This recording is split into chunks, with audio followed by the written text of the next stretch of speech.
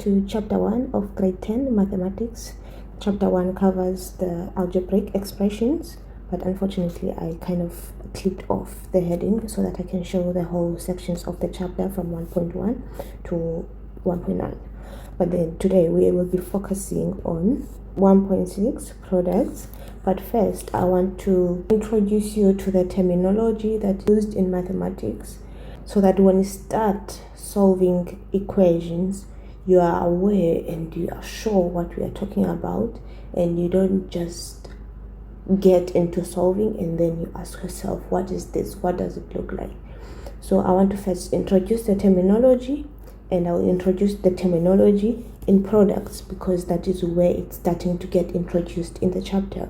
So we'll kind of understand as I show you the examples of what they look like. So the first term we'll look at is equation or equations.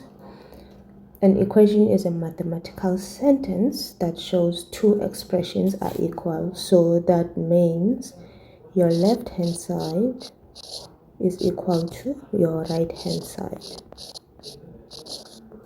But then it always has the equal sign to show that these expressions are equal. Example of an equation would be 4x squared then is equal to 0. So that means you are saying the left hand side is equal to the right hand side. That's what's make an equation. Okay, so with the help of this equation we are going to look at our next word, which is term. A term in an equation is simply single part that forms an expression or an equation. So think of a term as a word. So in this case, using the equation that we introduced in number 1, we can say our terms are 4x squared and 3x and 7. So these individually, you look at them as words that form a sentence, and the sentence in this case is an equation. So when you look at these numbers individually, they are called terms. So therefore the next term is expression. So an expression is a combination of terms and operation signs. So by operation signs I mean, now that you have your terms, you introduce a plus or a minus in between them to make an expression. But however, an expression doesn't have an equal sign yet. It's just that. That is an expression. So now with the help of our expression, we are going to describe what a variable is. A variable is a letter that stands in for a number. It can be either X, Y, Z, or whatever you are trying to solve the problem for. But in this case, we have our variable as X. So in this case, the letter that we are using as a variable is X. So the constant is a number that remains the same.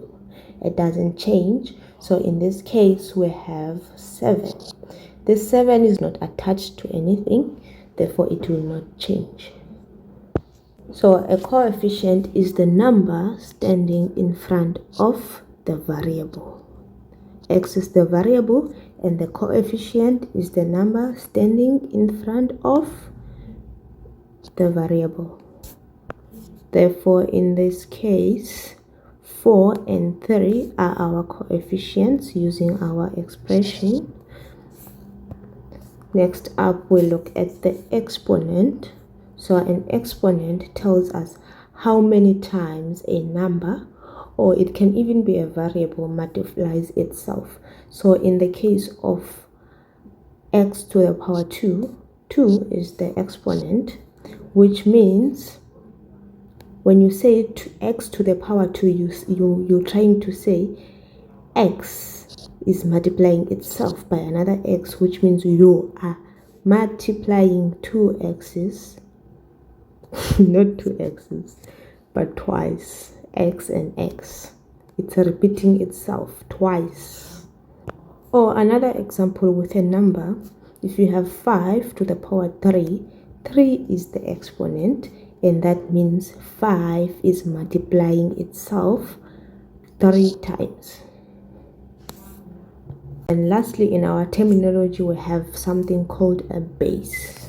Base is the number or a variable that the exponent applies to.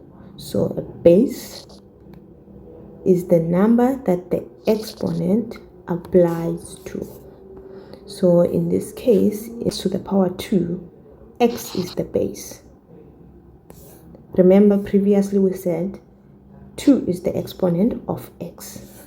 So these two work together. So if I could just summarize that, I would say x squared, that is your exponent, and the number that you are raising power to is the base. These two kind of work together.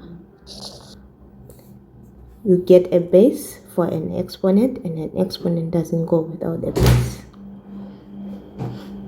And in cases where x is just x, it just means it's raised to the power of 1, and you don't usually write that, so you just leave it there. It is there, the exponent is there, it's just 1, not the return.